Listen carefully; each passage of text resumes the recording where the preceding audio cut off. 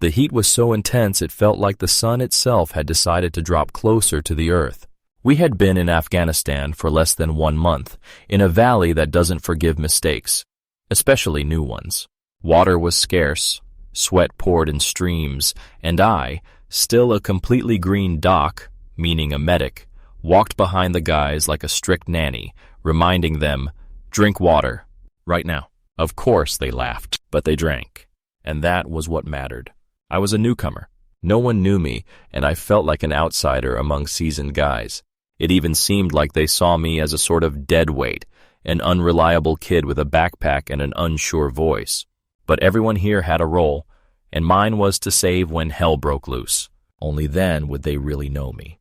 We were walking through a village not far from our base. A routine patrol working with the locals, hearts and minds, as the commanders called it. One of ours, a guy from Wyoming, pulled an American candy bar from his pocket and handed it to a little girl. It seemed kind-hearted. But then a man approached, wild-eyed, shoved the soldier, and started yelling loudly. And in an instant, our rifles were aimed squarely at his chest. He wasn't afraid. He kept shouting. Then he grabbed the girl by the hair and dragged her into a hut made of clay and stone. The candy bar fell in the dust, forgotten. We all stood there, unsure of what came next, hearts pounding, but the commanders held us back. In that moment, we truly understood. This wasn't just a different country. This was a different world. It had its own rules, its own sacred things, and a mistake could cost you blood. And then we heard an explosion. Somewhere far, but close enough to feel a light vibration in the ground. In the sky, a column of smoke. We squinted through the blazing sun, trying to understand what had happened. Someone cursed. "That's Alpha Sector," our sergeant shouted. Panic slowly crept in. We didn't know what awaited us. We didn't even know if our guys were alive. There was no communication. The radio was silent. The people in the village, as if on cue, vanished from the streets. Women and children went inside. The men came out, and they weren't empty-handed. Weapons. The tension in the air felt like the edge of a thunderstorm. You could feel it on your skin. One of ours, the same guy with the candy bar, couldn't hold back. He lunged at a local, shoved him, aimed his rifle. We barely restrained him. That was a line you could not cross. Not under any circumstances. At that moment, the second explosion hit. Then a third. And now everything changed. Now, it was truly war. We huddled together. The sergeant didn't hesitate. He gave the order to move toward the blast site. Alpha was in trouble, and we were the only ones who could help. The other groups were tied up in their own sectors, so all responsibility fell on us. "Doc, get over here," the lieutenant shouted. I rushed to him. "It's going to be a serious situation. Many casualties. Are you ready?" he asked, looking me straight in the eye. I nodded like I was sure, even though everything inside me clenched. "We need you." "Don't let us down," he added. We started moving, first at a walk, then running. The dust rose like a pillar. Muffled bursts echoed in the distance like thunder in the mountains. When we reached the edge of the town, the fight was already raging. Alpha, as we later found out, had gone through a zone that the engineers hadn't been able to fully clear. It was too dangerous. And now they were under heavy fire. We found a small cluster of empty houses. That's where we dug in. One of the snipers on the roof yelled, "I see flashes!" "Both sides." The lieutenant ran to him. We exchanged glances in silence. In moments like that, words are unnecessary. The first clear radio communication came from Alpha. There were losses. Several hadn't checked in, others were seriously wounded. Mortars were hitting them. We realized the road back was cut off. They had to break out, and it was up to us to go in. We started flanking through narrow alleys, trying to stay behind cover. The town was larger than it seemed at first glance. Dusty streets, closed shops, abandoned kids' bikes. It all looked calm, almost peaceful. Only the sound of gunfire ahead reminded us where we really were. As we ran through one of the streets, it seemed quiet. Then everything changed in an instant. An explosion. I was thrown to the side. I hit the ground, not immediately understanding what had happened. The sound was gone. My vision blurred. Everything felt like a fog. Someone grabbed me, tried to pull me up. The second time, I managed to get on my feet barely. I recognized the face, my buddy. He was shouting something I was just starting to hear.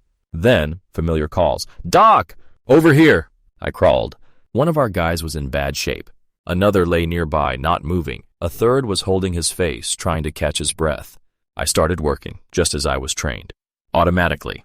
First, assess, then treat. One was heavily concussed, another wounded by shrapnel. I did what I could to stabilize them. My supplies were limited, but for now they were enough. Then I heard, "Contact! Right side." Bullets started chipping away at the walls nearby. We were under fire. My teammates reacted instantly, covering us. One of the wounded, after receiving treatment, stood up, grabbed his rifle, and got back into the fight. True combat spirit. I looked at him, and I understood. There are no accidental people here. I looked at the soldier we couldn't save. He was lying motionless. Something inside me tightened. I knew him. He was ours, our guy, and he would never be with us again. I turned away, pulled myself together. The sergeant shouted, "Doc, let's go." I nodded, picked up my rifle. This was no time to quit. I carried the body to a safe spot. It would be evacuated later. Right now we had to act.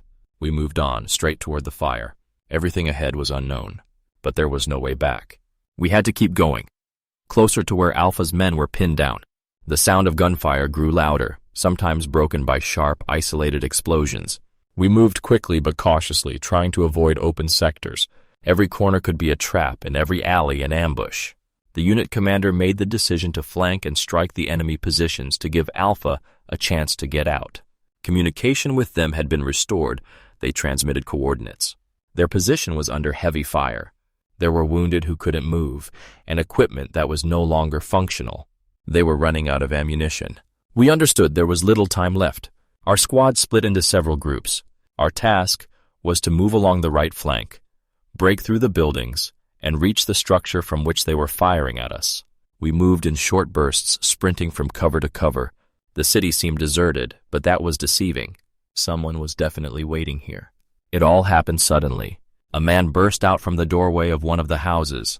He knocked one of ours to the ground. A brief struggle followed. We saw that the attacker was holding a metal object, clearly not harmless. One of the soldiers reacted, hard but precise. It all lasted just seconds.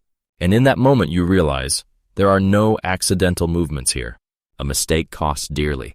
We pulled our guy up, helped him recover. It was clear he'd taken a hard hit to the face, but he held it together. He even joked like, "I'm good, only the helmet's complaining." His face was starting to swell, but he kept going with us. People like that, they give you confidence. Finally, we reached the enemy firing point. A few grenades were tossed inside, followed by short bursts, screams, everything mixed together. We waited for the signal, clear. I stayed outside while the assault group moved in. Then a shout, "Doc, get in here!" Inside, dust, smoke, the smell of burning. We cleared the building. Enemy activity had stopped.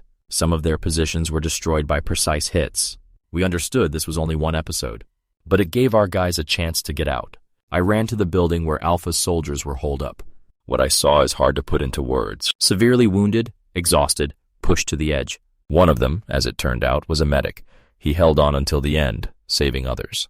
But he didn't make it. I sat beside him, placed his hands on his chest, sat in silence for a moment. "He was the real deal," someone said behind me. I turned. A sergeant from Alpha, his face worn, his voice heavy. "Who are you?" "Medic." "Second platoon, Bravo. You're young. How old are you?" 19. "First deployment." He grunted. "Damn, they're throwing you into all this too early. But you did good. You got our guys out." "Thanks." I just nodded. In silence. "Scared?" "Very," I answered honestly, but not like at the beginning. He took a drag from his cigarette and offered it to me. I refused. He nodded and added, "That's good. Fear. It keeps you alive. Just don't let it control you. They're waiting for you. You're their chance to get out." A voice came from deep inside the building. "Doc, get over here." I gave a quick goodbye and ran. The commander said, "Casavac's inbound. Can you keep going?" I nodded, even though I felt my strength slipping away. My forehead was cut. My whole body was bruised. My hands were shaking. But I was there. I was needed. And that meant I was still worth something. Helicopters were on their way. We just had to hold on a little longer. We regrouped in a building not far from where Alpha was pinned down. The firefight hadn't let up. The enemy was retreating but still holding positions. One of ours shouted that he'd spotted the location of 2 mounted machine guns. The sergeant pointed. "There. Now!" The enemy had dug in inside a 2-story building with a clear line of fire on the street Alpha was trying to move through. The guys from our heavy team moved up. One of them, carrying an anti-tank rocket on his shoulder, took aim. "Back's clear," someone yelled to him. He aimed and fired. There was a dull thump, and part of the building seemed to collapse inward. A few soldiers followed up with grenade launchers, suppressing any remaining resistance. The building went silent. No more fire came from it. We started sweeping the area, moved carefully. I kept up with the rest, held my pack tight, rifle ready. It felt like things were calming down. And then, a figure burst from an alley. A second later, he collided with our commander. Something heavy was strapped to his chest. I didn't even realize what I was seeing at first. Then, a sharp shout, a shot. One of ours reacted just in time, and it was over before it truly began. The sergeant was unharmed. He stood up, waved his hand as if brushing off someone else's death from his shoulder, and kept walking. No one said a word. We reached Alpha's vehicles. They were in bad shape, pierced, melted, barely holding together. No fire came from them. All that was left was to evacuate the remaining troops and secure the area.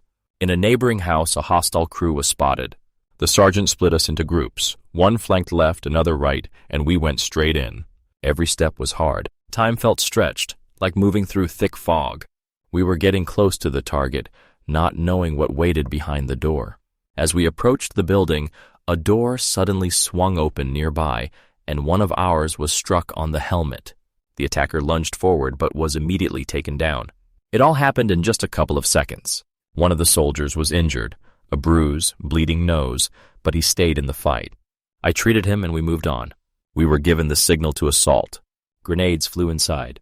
Several explosions, a short burst of fire, and from the building came the call, "Clear!" I entered, hand on the rifle stock. Inside, like after a storm, scattered belongings, soot, debris. The fight was over. For today. We received confirmation over comms. The enemy was retreating deeper into the area. It was a victory. But calling it easy, no one could bring themselves to say that. I rushed to where the wounded were. Helped however I could. One of them, not from our group. I didn't know him. Then I saw the patch, medic. He didn't make it to evacuation. I gently placed his hands on his chest, stood beside him in silence. That same sergeant from Alpha came up again. He was a good one. "So are you, kid. Don't forget, what you're doing matters." He looked at me and asked, "Still scared?" "Scared," I answered. "But now it feels different." "That means you're where you're meant to be," he said. Soon we heard the sound of a helicopter. Medics with the evac team had arrived. We started loading the wounded. I climbed aboard with them.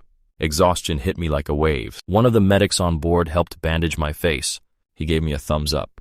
I smiled in return. That meant I was still standing.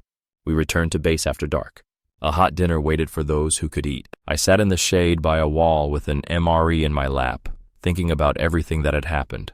This was our first real operation in what would later be called the Heart of Darkness, a city where none of us ever felt safe, a city that would stay in our memories for a long time. They praised us, called us heroes. But I didn't feel like a hero. I thought about that medic, about the guys we couldn't save. That's hard to forget. But there were also those we pulled out, those who lived because we got there in time. And each one of them now knew, if something happens, Doc is nearby. And that's what matters most. What helped us the most wasn't the weapons. It was something simple, something human, being there, back to back, remembering why you're here. We survived. And we didn't break. Thank you for watching until the end. This story isn't just about combat. It's about brotherhood, fear, courage, and what keeps us human even in the darkest moments. If you found it meaningful, support this video, subscribe to the channel. There are many more powerful, real stories ahead. Take care of yourselves.